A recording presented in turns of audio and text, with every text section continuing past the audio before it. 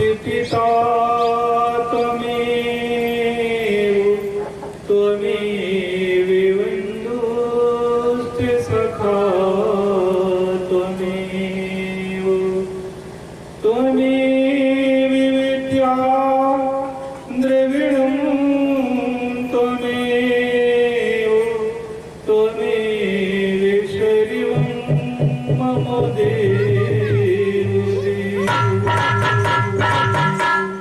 बोलिए माता भगवती माँ काली की।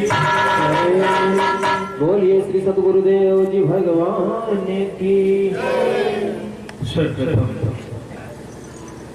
इस सेवा में माँ भगवती माँ काली जो अकारण करुणा करने वाली है, करुणा बरनावे कही जाती है, दुख हारिणी और संकट हारिणी कही जाती है, ऐसी माँ भगवती जगदम्बा के श्री चरणों में कोटि कोटि नवन वंदन करता हूँ और उनके दर्शनों के लिए आए हुए समस्त सूक्ष्म शक्तियों को भी मैं नमन करता हूँ, वंदन करता हूँ और उन समस्त सूक्ष्म शक्तियों से निवेदन करता हूँ कि सभी अपना यथा उचित स्थान ग्रहण करें। तत्पश्चात यहाँ पर उपस्थित ग्राम प्रधान जी एवं भवानी जन सेवा संस्थान के प्रदेश उपाध्यक्ष हमारे बड़े स्नेही जितेंद्र गौतम जी एवं प्रयागराज जिलाध्यक्ष दुर्गा प्रसाद मिश्र जी, यूपी संगठन मंत्री सुरेंद्र भगत जी एवं यहाँ पर उपस्थित सभी भक्तों के, धर्म प्रेमी भाई बहनों के हृदय रूपी मंदिर में विराजमान माता भगवती माँ काली की छवि को देखते हुए आप सभी भक्तों को भी नमन करता हूँ, वंदन करता हूँ, स्वागत करता हूँ, अभिनंदन करता हूँ। क्योंकि हमारे धर्म ग्रंथों में हमारे महापुरुषों ने कहा है कि समस्त प्राणियों के अंदर उसी माँ भगवती जगदम्बा का निवास होता है। ये जो आत्मा है उसी माँ भगवती जगदम्बा का अंश है। इसलिए श्री गोस्वामी तुलसीदास जी के इस चौपाई के साथ सिया राम में सब जग जानी कराऊं प्रणाम जोरे जग पाए। अतः आप सभी को बार बार नमन करता हूँ, वंदन करता हूँ। धर्म प्रेमी बंधु, आज हम लोग इस देवा की धरती पर बैठ करके माँ भगवती जगदम्बा जो अनंत लोकों की जननी है, ब्रह्मांड की जननी है, जिसकी वंदना स्वतः ब्रह्मा विष्णु महेश जैसे देवता भी करते हैं। आज उसी माँ भगवती जगदम्बा की महिमा का गान करने का हम सभी को अवसर मिला है, सौभाग्य मिला है। तो यह माँ भगवती जगदम्बा की बहुत बड़ी कृपा है। क्योंकि ऐसा कहा जाता है कि संपूर्ण जगत माँ भगवती जगदम्बा की ही कृपा से संचालित होता है और ब्रह्मा विष्णु महेश भी उन्हीं माँ भगवती जगदम्बा की महिमा का गान करके, उन्हीं की कृपा को प्राप्त करके, उन्हीं से शक्ति पा करके अपने अपने कार्य को संचालित करते हैं। लेकिन विडंबना एक बात की है कि अनेकों लोगों के विचार में ये बात उठती है कि माँ भगवती माँ काली का पूजन करने वाला व्यक्ति ओझा होता है, सूखा होता है। ऐसा अनेकों लोगों के मन में विचार चलता है कि काली और भैरव को पूजने वाला व्यक्ति तांत्रिक होता है। ऐसे लोगों से, ऐसे भाई बहनों से निवेदन करना चाहूंगा कि मेरे भाई बहन, माँ भगवती माँ काली शक्तियों में सर्वश्रेष्ठ मानी जाती है। उनके समान संसार में ही नहीं, अपितु संपूर्ण ब्रह्मांड में उनके समान कोई शक्ति नहीं है। क्योंकि हमारे महापुरुषों ने, हमारे धर्म ग्रंथों में 10 महाविद्या बताई गई है और उन 10 महाविद्या में माँ भगवती माँ काली का पहला स्थान आता है। पहले ही नाम आता है माँ भगवती माँ काली का। फिर आप लोगों ने भी सीरियलों के माध्यम से देखा होगा कि जब माँ भगवती जगदम्बा अनेकों स्वरूपों को धारण करने के बाद भी उन दुष्ट दैत्यों का संहार नहीं कर पाती थी, तब वह अत्यंत क्रोधित होकर के एक विकराल स्वरूप को धारण करती थी, जिस स्वरूप को तो देख करके बड़े बड़े दानव थर थर कांपने लगते थे। बिडालाक्ष ताम्रासुर जैसे महाबलशाली जिनका शरीर विशालकाय था, तो माँ भगवती जगदम्बा के हुंकार मात्र से जल करके राखों का ढेर हो जाया करते थे। इतनी प्रबल है माँ भगवती माँ काली। मेरे भाई बहन, माँ भगवती माँ काली अपने भक्तों के शत्रुओं को कभी माफ नहीं करती, वह उनका संहार ही कर देती है, उनका वध ही कर देती है। वह शत्रु चाहे जिस रूप में हो, भक्त का शत्रु चाहे जिस रूप में हो, रोग के रूप में हो अथवा आर्थिक तंगी के रूप में हो। रोग भी तो मनुष्य का एक प्रबल शत्रु है, आर्थिक तंगी माने गरीबी भी मनुष्य का तो एक शत्रु ही है। तो शत्रु चाहे जिस रूप में हो, वह रोग के रूप में हो या आर्थिक तंगी के रूप में हो और भूत प्रेत के रूप में हो, चाहे विकारों के रूप में हो, इन सभी प्रकार के शत्रुओं का माँ काली संहार कर देती है। जिस प्रकार से विकार भी तो एक मनुष्य का प्रबल शत्रु है। विकार में यदि व्यक्ति फंस गया तो उसका जीवन बर्बाद हो जाता है। तो विकार भी मनुष्य का एक प्रबल शत्रु है। तो इन सभी प्रकार के शत्रुओं का माँ भगवती माँ काली संहार कर देती है, वध कर देती है। क्योंकि काली उसे कहा जाता है। काली किसे कहा जाता है? जिसके पास काल को भी निकल जाने की सामर्थ्य होती है, अर्थात जो मृत्यु का देवता है, जो मृत्यु का देवता है, उसे भी अपने वश में रखने की क्षमता जिसके पास आ जाती है, उसे महाकाली कहा जाता है।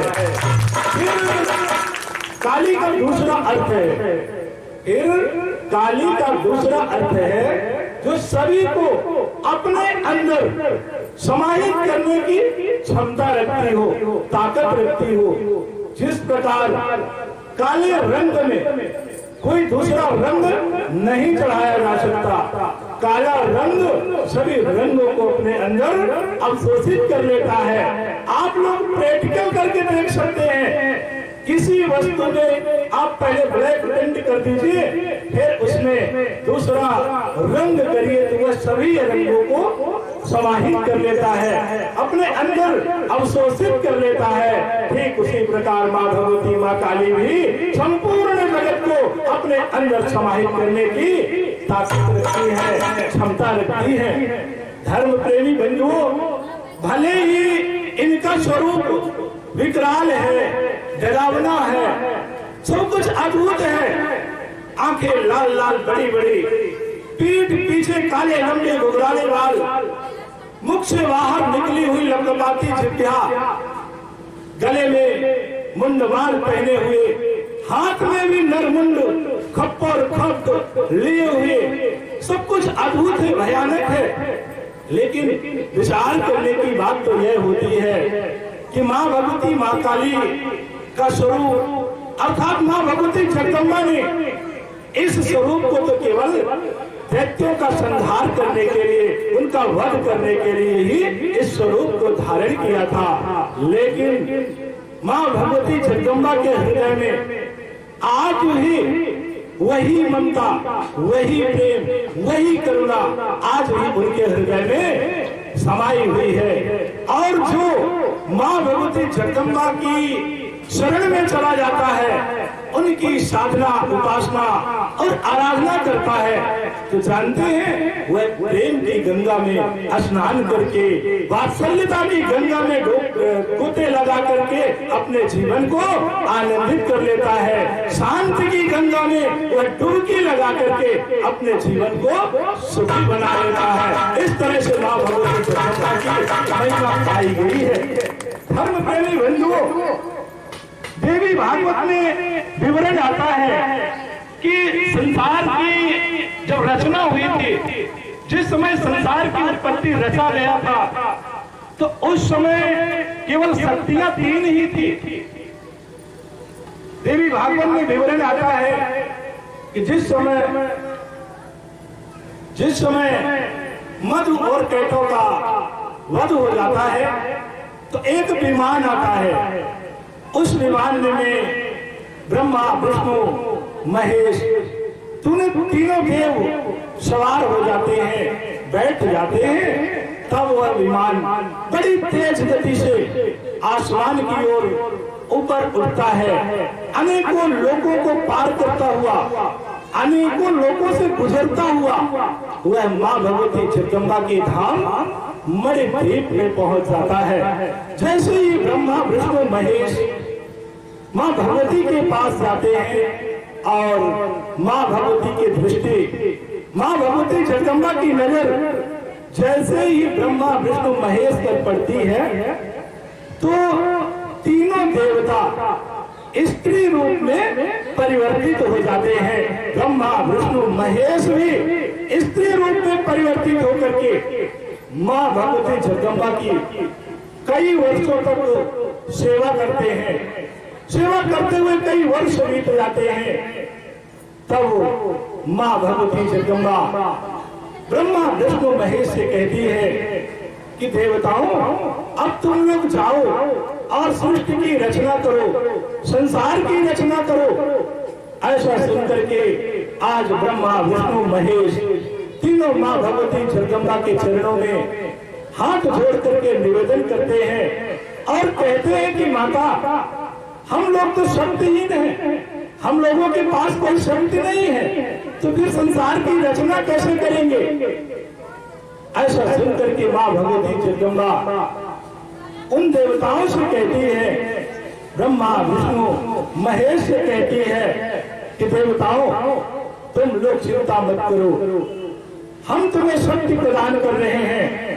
ऐसा कहकर के माँ भगवती जगदम्बा अपने शरीर से 3 शक्तियों को प्रकट करती है और क्रमशः तीनों देवताओं को प्रदान कर देती है। जानती है भक्तों, वो 3 शक्तियां कौन सी थी जो भगवती जगदम्बा ने अपने शरीर से उत्पन्न किया था? तो मेरे भाई बहन, वह 3 शक्तियां थी महासरस्वती, महालक्ष्मी और महाकाली, जो भगवती जगदम्बा ने अपने शरीर से उत्पन्न किया था। और ये तीनों शक्तियां क्रमशः तीनों देवताओं को प्रदान की जाती हैं। जैसे माता सरस्वती ब्रह्मा जी को प्रदान की जाती हैं, जो आगे चल के सृष्टिकर्ता कहे जाते हैं। फिर माता महालक्ष्मी श्री हरि विष्णु जी को प्रदान की जाती हैं, जो पालनहार कहे जाते हैं। फिर माँ भगवती माँ काली को भगवान शंकर को प्रदान की जाती हैं, जो संहार कर्ता कहे जाते हैं। ऐसा कहा जाता है कि जब संसार का प्रलय का समय आ जाता है, संहार का समय आ जाता है, तो उस समय भगवान शंकर और माँ भगवती माँ काली ही कार्य करते हैं। तो विचार करने की बात तो यह है कि जब माँ भगवती माँ काली संपूर्ण जगत का संहार करने की ताकत रखती है, क्षमता रखती है, तो फिर मेरे भाई बहन, आपके शत्रुओं का शरीर किन तत्वों से बना है? जो माँ भगवती माँ काली उनका संहार नहीं कर सकते। निश्चित रूप से आप लोग पूर्ण श्रद्धा विश्वास और समर्पण के साथ माँ भगवती की साधना उपासना करते रहे। निश्चित ही उनकी कृपा से आपके शत्रुओं का संहार अवश्य हो जाएगा। बोलिए माता भगवती माँ काली की, बोलिए श्री सतगुरुदेव जी भगवान की।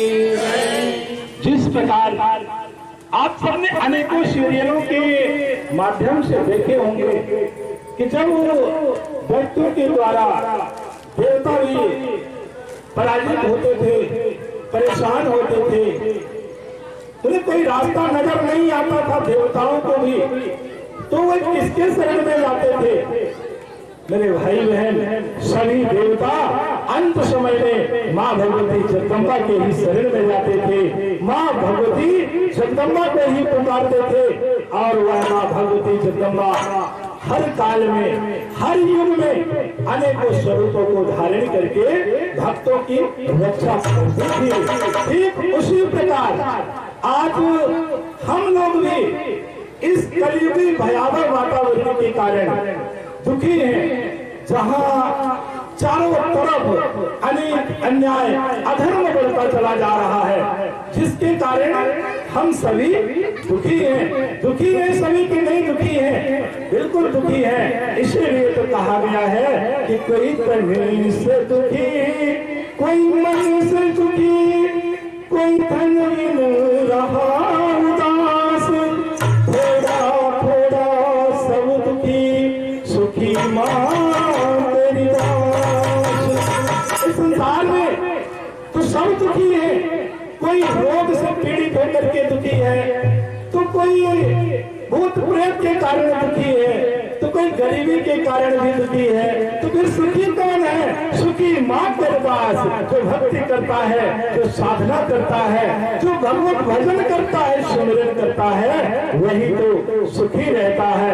इसलिए हम सभी को नित्य प्रति माँ भगवती जगदम्बा की पूजा आराधना साधना उपासना करना चाहिए, जिससे हम सभी का जीवन सुखी हो सकता है। ऐसा कहा जाता है कि जब देवता भी इस संसार में आतंक से भयभीत हो जाते थे, व्यक्तियों का आतंक बढ़ जाता था, वह चाहे आतंक महिषासुर का हो, मधुकैटव का हो या दुर्गम दैत्य का हो। जब इस धरातल पर आतंक बढ़ जाता था, इन असुरों का साम्राज्य हो जाता था, तो देवता भी माँ की आराधना करते थे, माँ की साधना उपासना करते थे और वह माँ भक्तों की पुकार को सुन करके उनकी रक्षा करती थी। ठीक उसी प्रकार हम लोग भी धैर्यता के साथ धैर्य रख करके माँ भगवती जगदम्बा, जो समस्त लोगों की जननी कही जाती है, जिसके सामने ब्रह्मा विष्णु महेश भी सदा शीश झुका करके खड़े रहते हैं, हम भी उनकी साधना उपासना करते हैं। तो निश्चित ही माँ भगवती की कृपा से हमारा जीवन सुखी हो जाएगा। क्योंकि आतंक जब भी बढ़ा है, चाहे महिषासुर का आतंक हो, चाहे मधुकैटव का हो, हर समय माँ भगवती की ही आराधना की गई थी। एक देवी भागवत में विवरण आता है कि जिस समय इस संसार की उत्पत्ति हुई थी, तो चारों तरफ जल ही जल भरा हुआ था। भगवान विष्णु भी शेषनाग की सैया पर शयन कर रहे थे, तभी उनके कानों के मैल से दो दानव उत्पन्न हो जाते हैं। वो दोनों दानव निरंतर बढ़ते चले जा रहे हैं, बढ़ते चले जा रहे हैं, गगनचुंबी आकाश को छूने लगते हैं। उनका शरीर अत्यंत विशाल हो जाता है, विशाल काय वाले हो जाते हैं, विशाल शरीर वाले हो जाते हैं। इस तरह से वह उस जल में भ्रमण कर रहे थे, इधर उधर घूम रहे थे कि अचानक एक दिन छोटा भाई अपने बड़े भाई से कहता है कि भैया, हम लोग कौन हैं? हम लोगों को भेजने वाला कौन है? हम लोगों के माता पिता कौन है? हम लोग कहाँ से आए हैं? ऐसा प्रश्न छोटा भाई अपने बड़े भाई से करता है कि हम लोग कौन हैं, कहां से आए हैं, हमारी जननी कौन है, हमारे माता पिता कौन है। धर्म प्रेमी बंधु, ये प्रश्न केवल उन दानवों का नहीं है, आज हम लोगों को भी इन प्रश्नों का उत्तर खोजना चाहिए कि हम लोग कौन हैं, हम लोग कहां से आए हैं, हमारे माता पिता कौन हैं और हम लोगों को जाना कहां है। क्योंकि इस संसार में एक न एक दिन तो सबको ही विदा लेना पड़ेगा, तो हम लोग कहां जाते हैं, ये तलाश हमें जीवन रहते हुए ही कर लेना चाहिए कि को हम कौन है, को हम जननी हमारी माता कौन है, कुत्र गच्छामि हम लोग कहाँ जाते हैं, कहाँ जाएंगे। इन सवालों का प्रश्न हम सभी को खोजना चाहिए, क्योंकि जब वो इस संसार को छोड़ करके जाते हैं तो हम लोगों के साथ कुछ भी नहीं जाता, सब कुछ यहाँ का यही भरा रह जाता है। आज जो हम लोग कमा के इकट्ठा कर रहे हैं मेरे भाई, वो तो यही छूट जाएगा। फिर साथ में क्या जाता है, साथ में जाता है हम लोगों के कर्म, हम लोगों ने जो कर्म किया होगा, चाहे अच्छा कर्म किए हो या बुरा कर्म किए हो, सत्कर्म किए हो या दुष्कर्म किए हो, उन सभी कर्मों का फल हमें मिलता है, वही हमारे साथ में जाता है। इसलिए हम सभी को नित्य प्रति सत्कर्म करना चाहिए, जिससे हम लोगों का जीवन सुखी हो सके। तो धर्म प्रेमी बंधु, आज मधु और कैटो जो दानव थे, वो अपने छोटे भाई बड़े भाई से बातें करता हुआ कहता है कि हम लोग कौन हैं, कहां से आए हैं। ऐसा आज विचार ही कर रहे थे कि तभी अचानक आसमान में बिजली चमकती है, गड़गड़ाहट की आवाज होती है और माया वाग्वेद मंत्र भी सुनाई देता है। तब ये दोनों दानव उस माया वाग्वेद का जाप करने लगते हैं और जो बिजली चमकी थी उसका ध्यान करने लगते हैं। इस तरह से माया वाग्वेद मंत्रों का जाप करते हुए जब कई वर्ष बीत जाता है, कई वर्ष बीत जाते हैं, वो वायु पी करके माँ भगवती जगदम्बा की कई वर्षों तक साधना करते हैं, जिससे माँ भगवती जगदम्बा प्रसन्न हो जाती है और आकाश में अप्रत्यक्ष रूप से माँ भगवती आज उन दानवों को से कहती है कि मधु और कैटो उठो, तुम लोगों की साधना से हम प्रसन्न हैं, वरदान मांगो। ऐसा सुनते ही आज मधु और कैटो दोनों साधना से उठ खड़े होते हैं और एक दूसरे को देखते हुए कहते हैं कि भैया लगता है कि यही हम लोगों की जननी है, हम लोगों की माता है और यही संपूर्ण जगत की, संपूर्ण ब्रह्मांड की भी यही माता है। ऐसा कहते हुए आज वह दोनों दानव मधु और कैटो माँ भगवती जगदम्बा के श्री चरणों में दंडवत प्रणाम करते हैं और कहते हैं कि भैया हम लोग वरदान क्या मांगे, हम लोग वरदान क्या मांगे। क्योंकि मधु और कैटो दोनों विचार करते हैं कि इस संसार में कुछ तो है नहीं, हम लोग यहाँ झंझट कब तक रहेंगे, कब तक घुटना पड़ेगा यहाँ अकेले।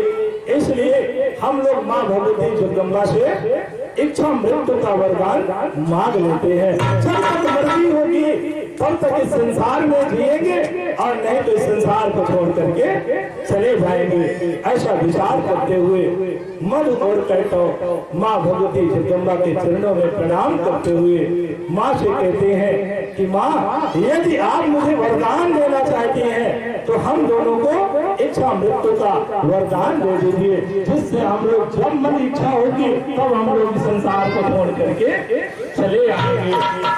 ऐसा सुन करके माँ भगवती जगदम्बा मधु और कैटो को इच्छा मृत्यु का वरदान दे देती है और अंतर ध्यान हो जाती है। अब इधर मधु और कैटो इच्छा मृत्यु का वरदान पा करके संपूर्ण जगत में जल ही जल तो था। उस जल में इधर उधर भ्रमण करते, कभी हाथ से एक दूसरे के ऊपर जल उछेड़ते, कभी जल जीवों को पकड़कर खा जाते। इस तरह से उनका समय गुजरता रहा, इधर उधर भ्रमण करते रहे कि एक दिन अचानक एक दृश्य देखते हैं।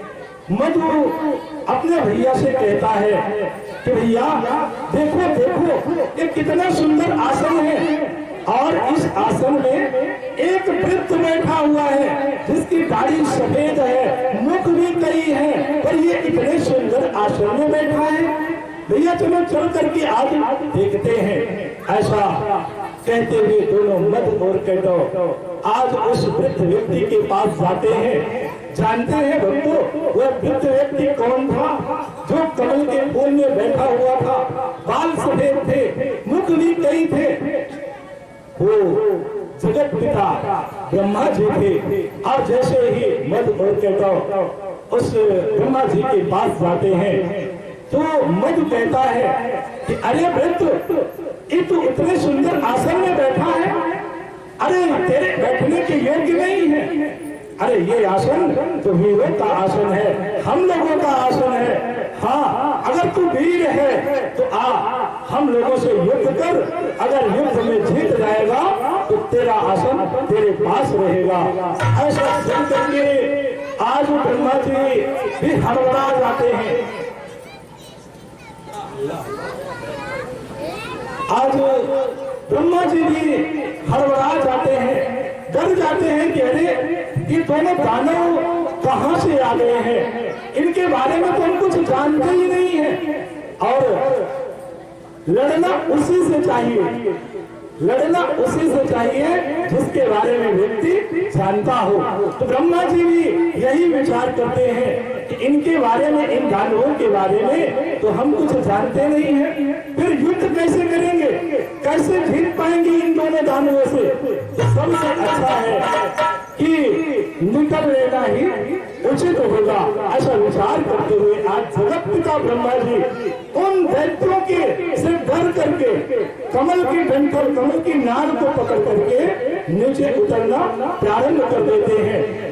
और जैसे ही ये दोनों दानव देखते हैं कि आज ब्रह्मा जी ये वृद्ध व्यक्ति कमल की नाल को पकड़ करके भागा जा रहा है, तो दोनों जोर से कहते हैं कि अरे देखो देखो, ये तो भागा जा रहा है, ये तो भागा जा रहा है, पकड़ो इसको।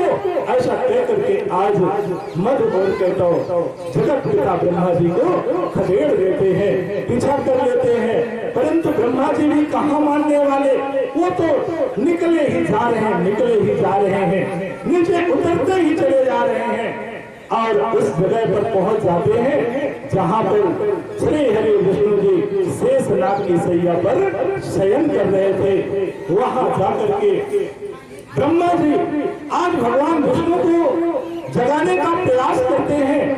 ब्रह्मा जी कहते हैं कि हे हरि, उठो जागो, देखो इन दानवों को जो हमें मारने के लिए दौड़ रहे हैं, आ रहे हैं। पीताम्बरधारी उठो, हे चक्रधारी उठो। लेकिन ब्रह्मा जी के बार बार आवाज देने पर भी श्री हरि विष्णु की आंखें नहीं खुलती। तब ब्रह्मा जी जान लेते हैं, समझ लेते हैं कि इनको निद्रा देवी ने घेर लिया है, जकड़ लिया है, इसलिए उठ नहीं पा रहे हैं, इनकी आंखें नहीं खुल पा रही है। ऐसा कहते हुए, विचार करते हुए उनके मन में अचानक प्रश्न उठता है कि अब इन दानवों से, दैत्यों से अपनी रक्षा कैसे करें, क्योंकि यह मारने के लिए ही तो आ रहे हैं, इनसे हम कैसे बचे, कौन हमारी रक्षा करेगा। ऐसा विचार कर रहे थे कि अचानक उनके मन में माँ भगवती जगदम्बा का ध्यान आ जाता है।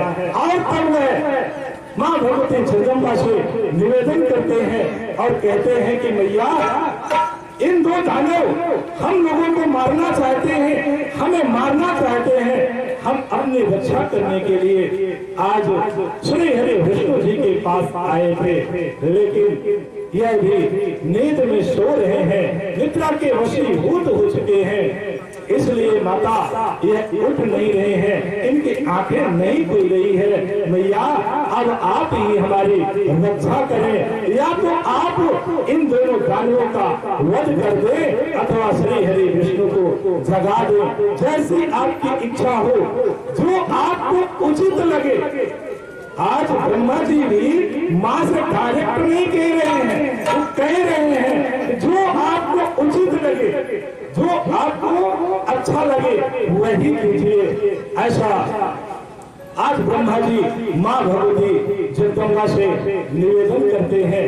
तो मेरे भाई बहन, कहने का तात्पर्य तो यह होता है कि जब अंत समय में संकट की घड़ी में जगत पिता ब्रह्मा जी जो सृष्टि कर्ता कहे जाते हैं, जब वह भी माँ भगवती जगदम्बा की शरण में जाते हैं, तो क्या हम लोग भी उस माँ भगवती जगदम्बा की शरण में नहीं जाना चाहिए?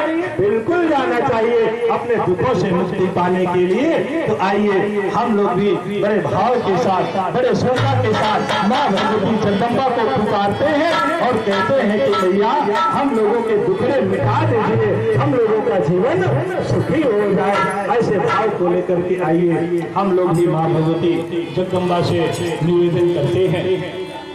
बोलिए माँ भगवती माँ काली की, बोलिए श्री सतगुरुदेव जी भगवान की।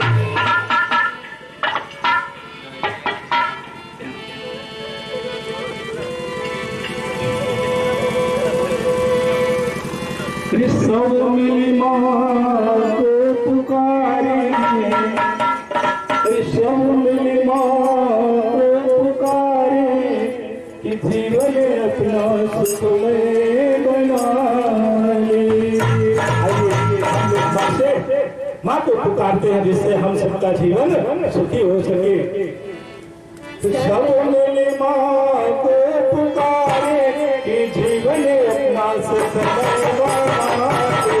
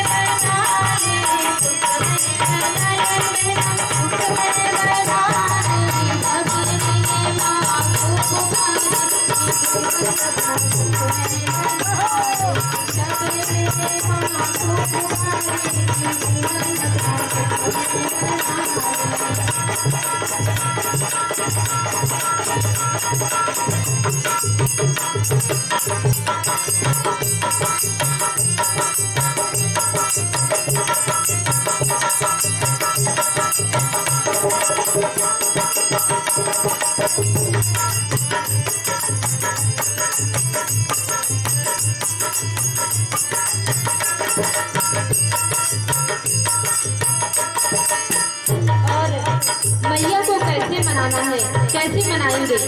जब तप करेंगे माँ को मनाए, जब तप करेंगे माँ को मनाए, सारी सुनहरी भेंट चढ़ाए, सारी सुनहरी भेंट चढ़ाए, लगेंगे भागे तारे जीवन में मेरे माँ को तुम्हारे जीवन में बना ले, मैं बना ले भैया, मैं बना ले, बना ले बेटा, मैं बना ले, अब मेरे माँ को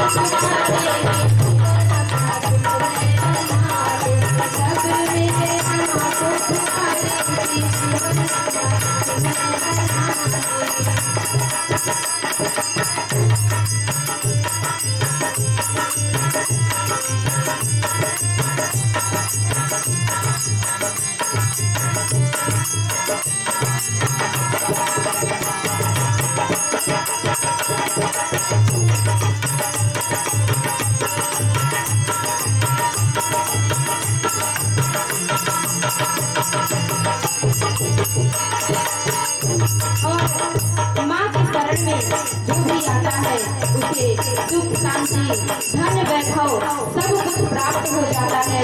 इसलिए कहना चाहूंगी माँ के शरण में जो कोई आए, माँ के शरण में जो कोई आए, धन संपत्ति सुख वैभव पाए, धन संपत्ति सुख वैभव पाए, लगाए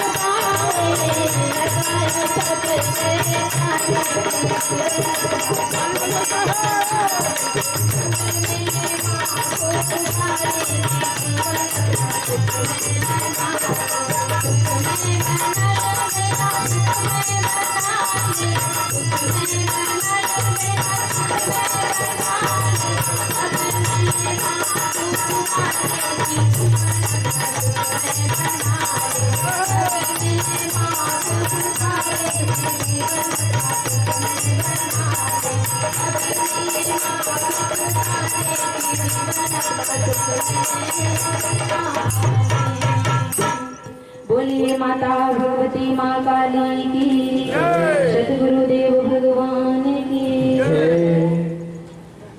इस तरह से आज जगत पिता ब्रह्मा जी जब माँ भगवती जगदम्बा की स्तुति करते हैं, उनके चरणों में नतमस्तक हो जाते हैं, शरणागति को प्राप्त करते हैं, तब माँ भगवती जगदम्बा श्री हरि विष्णु के शरीर से बाहर निकल जाती हैं और श्री हरि विष्णु की आंखें खुल जाती हैं, वह उठकर बैठ जाते हैं।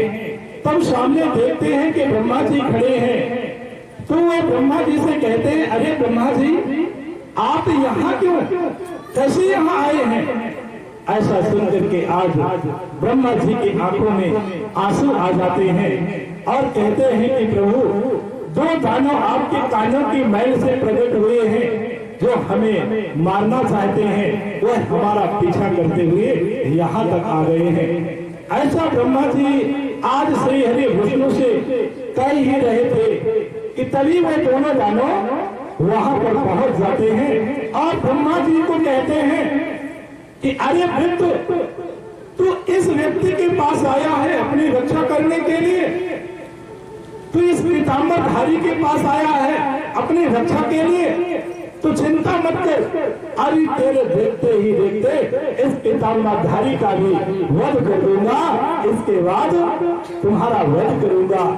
ऐसा कहकर के आज दोनों वह दानव मधु और कैटो श्री हरि विष्णु जी पर टूट पड़ते हैं। विष्णु जी भी अपना गदा उठाते हैं और दोनों में, इन मधु और कैटो में श्री हरि विष्णु में घमासान युद्ध होने लगता है। कभी मुक्के से युद्ध होता है, तो कभी गदा से युद्ध होता है, तो कभी मल्ल युद्ध भी हो जाता है। इस तरह से लड़ते लड़ते 5000 वर्ष बीत जाते हैं, फिर वे श्री हरि विष्णु उन दोनों दानवों का वध नहीं कर पाते हैं, थक जाते हैं, हार जाते हैं। श्री हरि विष्णु जी भी आज उन दानवों से दैत्यों से हार जाते हैं। तब वह ध्यान की गहराइयों में डूबते हैं कि इन दोनों दानवों का वध क्यों नहीं हो रहा है। तो ध्यान की गहराइयों में जब डूबते हैं तो उन्हें पता चलता है कि माँ भगवती जगदम्बा के द्वारा उन्हें इच्छा मृत्यु का वरदान दिया गया है, जिसके कारण उनका वध नहीं हो पा रहा है। वो हमारा सुदर्शन भी उनका वध नहीं कर पा रहा है। तब वह थक करके हार करके माँ भगवती जगदम्बा के चरणों में जाते हैं, उनसे निवेदन करते हैं, उन्हीं से गुहार लगाते हैं और माँ विष्णु जी माँ भगवती से कहते हैं कि नमो देवी महामाये सृष्टि संहारकारिणे अनादिनिधने चंडी भक्ति मुक्ति प्रदायिने। हे माता, हे जगत का संहार करने वाली मैया, आज हम घोर संकट में पड़े हैं, इसलिए माँ आपके चरणों में हम प्रणाम कर रहे हैं। और आज विष्णु जी कहते हैं कि नाति रूपम विजानामि सगुणं निर्गुणं तथा स्माचेनापि संख्यातीतानि।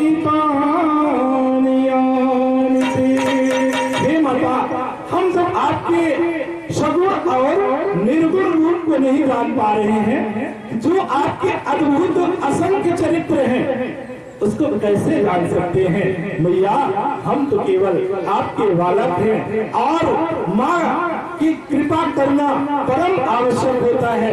हर माँ अपने बालक पर कृपा करती है, दया करती है, उसकी रक्षा करती है। इसलिए मैया, हम आपके चरणों में निवेदन करते हैं। मैया, हम आपके बालक हैं, माता हमारी इन दानवों से रक्षा करें। धर्म प्रेमी बंधु, आज श्री हरि विष्णु जी जो पालनहार कहे जाते हैं, वह भी अंतिम समय में जब मधु और कैटव का वध नहीं हो पाता, तब आज मधु और कैटव को मारने के लिए आज श्री हरि विष्णु जी भी माँ को पुकारते हैं, माँ से ही निवेदन करते हैं। तो जब विष्णु जी भी माँ से निवेदन करते हैं, तो हम लोगों को भी चाहिए कि हम लोग भी आज बड़े भाव के साथ अपनी अर्जी माँ भगवती जगदम्बा से लगाते हैं और उन्हीं से निवेदन करते हुए कहते हैं कि मैया, आज हमारी अर्जी सुन लेना, हम लोगों की अर्जी को स्वीकार कर लेना, निवेदन को स्वीकार कर लेना और हमारे दुखों का अंत कर देना। ऐसे भाव को लेकर के आइए हम सब लोग अपनी अर्जी माँ भगवती जगदम्बा से लगाते हैं। लेकिन उसके पहले हम सब लोग दोनों हाथों को ऊपर उठा करके आज माँ भगवती जगदम्बा के नाम का जय घोष करते हैं, जिससे हम लोगों की अर्जी माँ भगवती जगदम्बा सुन ले। तो आइए दोनों हाथों को ऊपर उठाइए और माँ भगवती जगदम्बा के नाम का घोष करिए।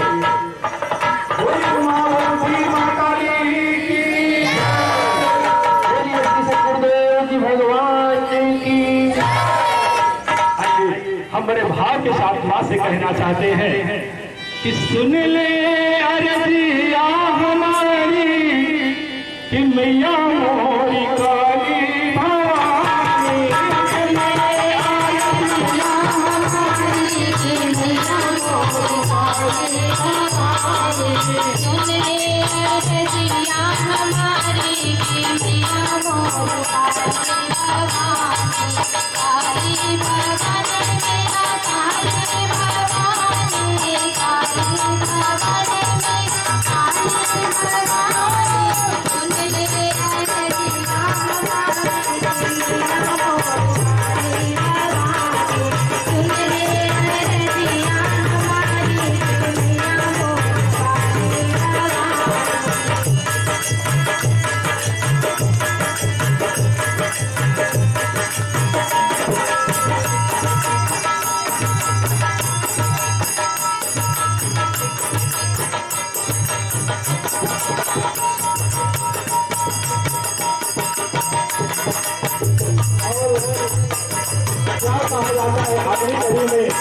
अगली लाइनों में क्योंकि हम लोग तो अनंत जन्मों की लहरों में बहते चले जा रहे हैं, अनंत जन्मों से माँ भगवती जगदम्बा की तलाश में है, उनको खोज रहे हैं।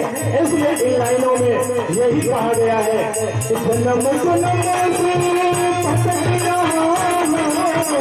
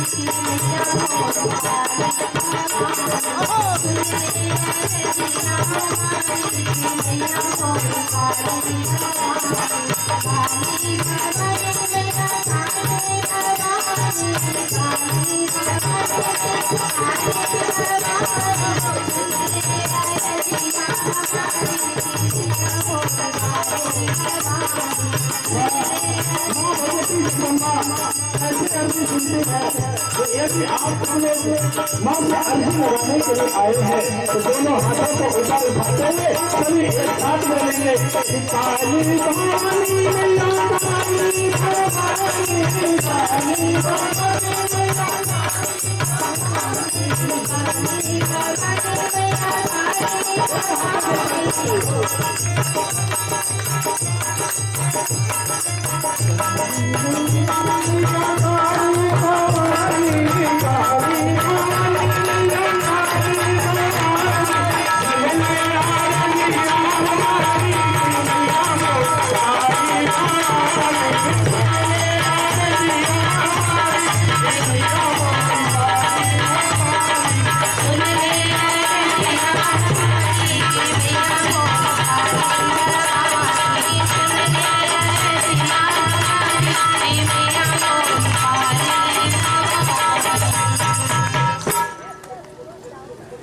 बोलिए माता भगवती माँ काली की, बोलिए श्री सतगुरुदेव जी भगवान की। तो धर्म प्रेमी बंधुओं, आज वैष्णो देवी अंत में उन दैत्यों से थक करके हार करके जब माँ के शरण में जाते हैं, माँ को पुकारते हैं, तो माँ भगवती जगदम्बा कृपा कर देती है और उन्हें मध और पेटों के वध का आशीर्वाद दे देती है, जिससे मध और पेटों का वध हो जाता है और इन दोनों की रक्षा हो जाती है। ऐसा सुनकर के आज श्री हरि वैष्णव जी अत्यंत प्रसन्न हो जाते हैं और माँ भगवती जगदम्बा की महिमा का गान करने लगते हैं।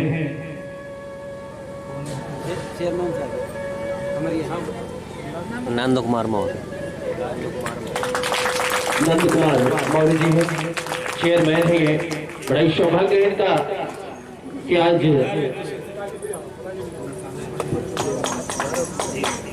खमरिया के चेयरमैन हैं बड़े सौभाग्य का कि आप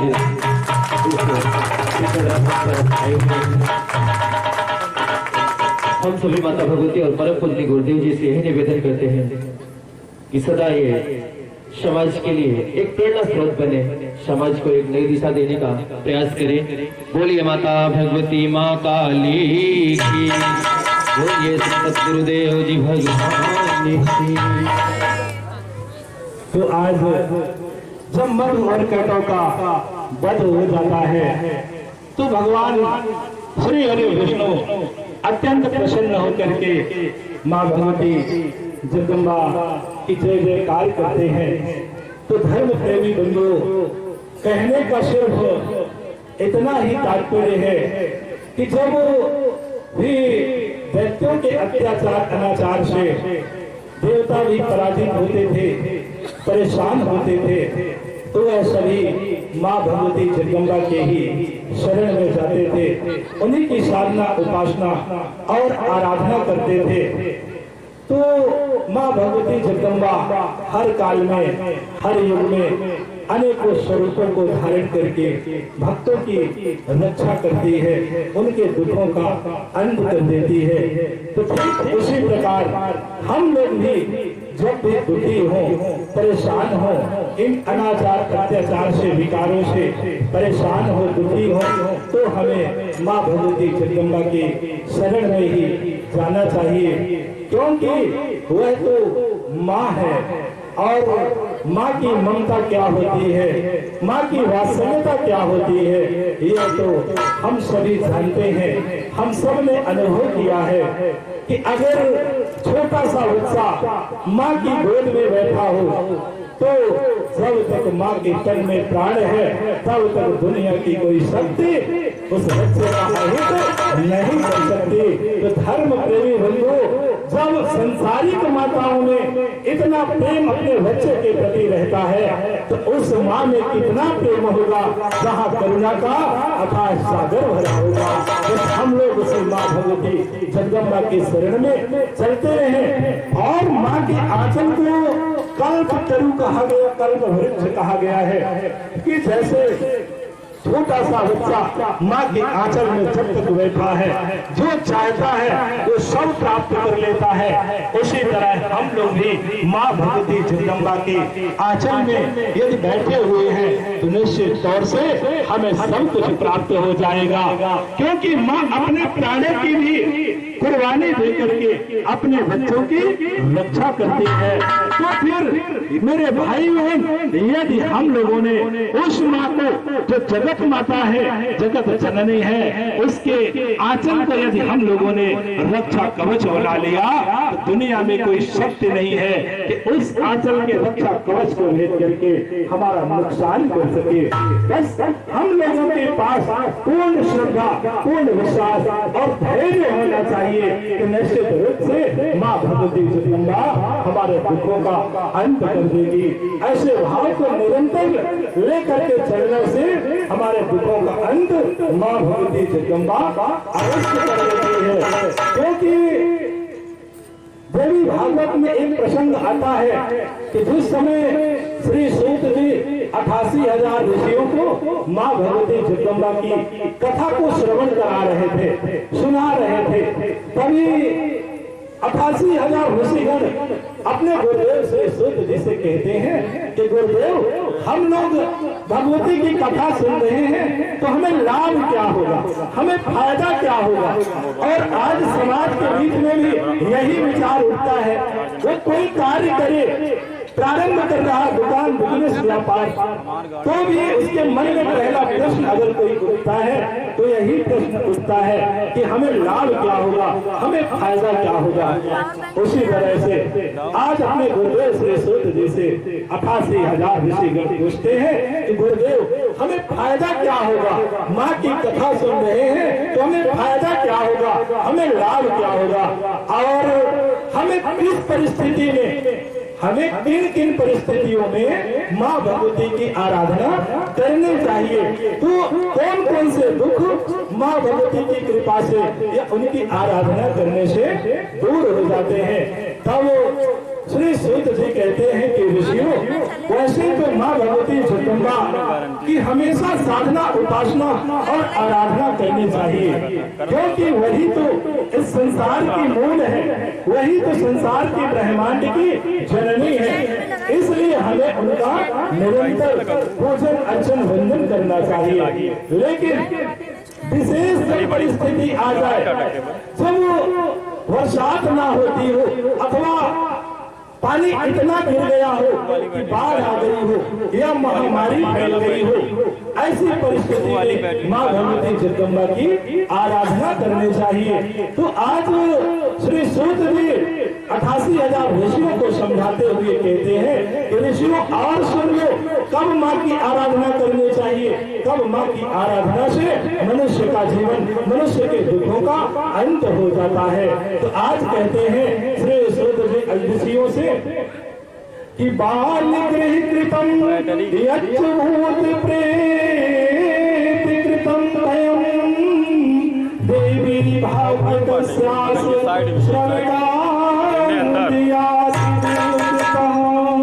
जब भी मनुष्य को ग्रह दोष हो जाए, वास्तु दोष हो जाए, ग्रह दोष से परेशान हो, वास्तु दोष से परेशान हो अथवा भूत प्रेत से वो परेशान हो गया हो, ऐसे स्थिति में माँ भगवती जगदम्बा की कथा को श्रवण करने से इन समस्याओं का समाधान, इन दुखों का अंत अपने आप हो जाता है। और यहीं पर नहीं रुकते हैं। आज श्री सूत जी माँ भगवती जगदम्बा की महिमा को बताते हुए यहीं पर नहीं रुकते हैं, वो आगे भी कहते हैं कि और सुन लो ऋषियों, किस विषम परिस्थिति में माँ की आराधना करनी चाहिए। तो आज श्री सूत जी कहते हैं कि अपुत्रो लभते पुत्रम दरिद्रो धनवान भवेत् रोगी रोगात् प्रमुच्येत श्रुत्वा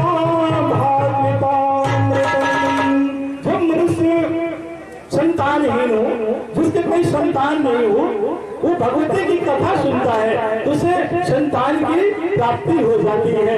दरिद्रों धनवान हुए, जो दरिद्र है, जो गरीब है, जो निर्धन है, वह माँ भगवती जगदम्बा की कथा को श्रवण कर लेता है तो उसकी समस्याओं का अंत हो जाता है, वो धनवान हो जाता है। और आज श्री सूत जी उन ऋषियों से कहते हैं कि रोगी रोगात् प्रमुच्येत्, अगर कोई व्यक्ति रोग से पीड़ित हो गया हो, दवाई ना काम कर रही हो, ऐसी स्थिति में माँ भगवती जगदम्बा की कथा को श्रवण करने से, उनकी कथा रूपी अमृत का पान करने से व्यक्ति स्वस्थ हो जाता है, तुरंत आराम हो जाता है, लाभ हो जाता है और अपने जीवन को सुखी बना लेता है। तो धर्म प्रेमी बंधु, आज इस देवा की धरती पर बैठ करके मैं आप सबसे निवेदन करना चाहता हूँ कि आप सब अपने जीवन को यदि वास्तव में सुखी बनाना चाहते हैं तो जो जगत की जननी है, जो ब्रह्मांड की जननी है, जिसके सामने ब्रह्मा विष्णु महेश जैसे देवता भी सर झुकाए खड़े रहते हैं, जिनकी वंदना देवाधिदेव भी करते हैं, उन्हीं माँ भगवती जगदम्बा की साधना, उपासना और आराधना करना प्रारंभ कर दीजिए तो निश्चित तौर से कुछ ही दिनों में आप सबके दुखों का अंत हो जाएगा और आप सबका जीवन सुखी हो जाएगा। इन शब्दों के साथ अपने शब्दों को विराम देते हुए आप सभी भाई बहनों को, आप सभी धर्म प्रेमी बंधुओं को बहुत बहुत दुआएं, बहुत बहुत आशीर्वाद और माँ भगवती जगदम्बा से प्रार्थना करते हैं कि आप सभी भक्तों के जीवन में सदैव सुख, शांति, सौभाग्य बना रहे, आप निरंतर आगे बढ़ते रहे, आपका विकास होता रहे, ऐसी माँ भगवती जगदम्बा से निवेदन करते हैं, प्रार्थना करते हैं। बोलिए माता भगवती माँ काली, बोलिए श्री सतगुरुदेव जी भगवान की।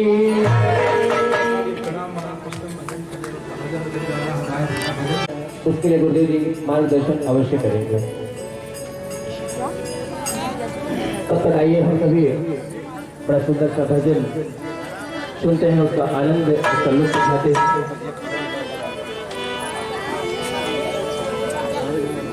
जल्दी जल्दी निकलते जाएं।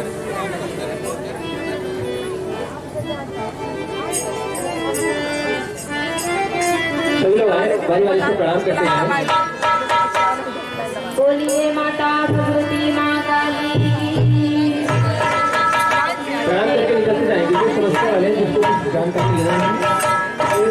लाइन होती है लाइन बना लेंगे और उसके बाद समस्याओं को निदान पाने के लिए मार्गदर्शन अवश्य दिया जाएगा।